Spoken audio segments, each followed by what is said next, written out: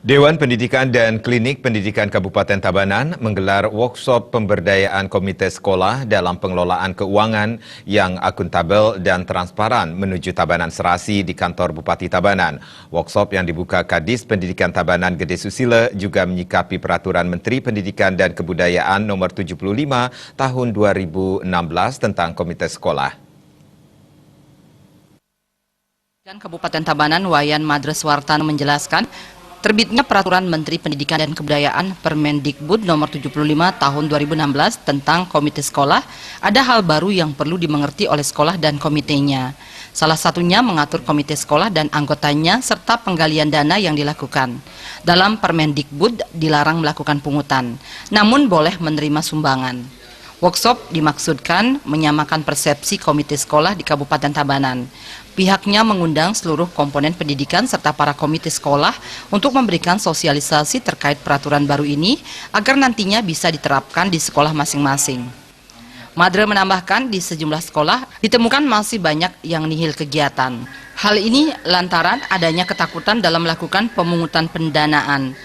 Kita secara jujur saja masih banyak yang sudah melakukan tupoksinya, tapi masih banyak yang perlu sebagaimana saya katakan tadi, masih banyak yang katakanlah nihil kegiatannya, tapi sudah banyak juga dari segi persentase kebanyakan sudah bisa melakukan, terutama di SMP.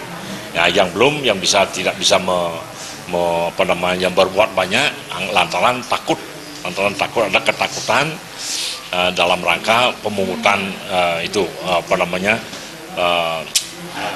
pendanaan sekolah. Jadi pendanaan sekolah dia memang merasakan, tapi dengan adanya penjelasan dari kejaksaan, dari inspektorat dan dari dinas pendidikan, mudah-mudahan nanti bisa mengklirkan, bisa memberikan kegamblangan bagi mereka untuk melanjutkan pendidikan, karena kita ingin agar sekolah itu meningkatkan layanannya.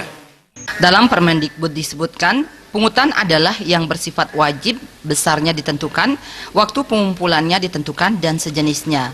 Sekolah dan komite sekolah diingatkan harus berhati-hati dalam membuat kebijakan terkait dengan penggalangan dana. Kuncinya adalah transparan dan komunikasi yang baik antara komite sekolah dan kepala sekolah. Saya menginginkan agar para peserta itu senantiasa bisa mengikuti perubahan-perubahan yang ada, baik di internal sekolah maupun di eksternal. Di internal sekolah ya perubahan kurikulum tidak pernah berhenti. Permendikbud memuat perbaikan dalam hal transparansi. Sekolah bertanggung jawab melaporkan berapa dana bantuan operasional sekolah yang diterima hingga anggaran ke komite sekolah. Nantinya akan memiliki fungsi yang lebih efektif untuk pertimbangan dalam penentuan kebijakan pendidikan. Pengawasan jalannya layanan pendidikan, komite sekolah berperan sebagai mitra sekolah. Sementara itu, Ketua Komisi 4 DPRD Tabanan Imade Dirge memberikan apresiasi kepada Dewan Pendidikan dan Klinik Pendidikan yang telah gencar mencari solusi terkait persoalan pendidikan di Kabupaten Tabanan.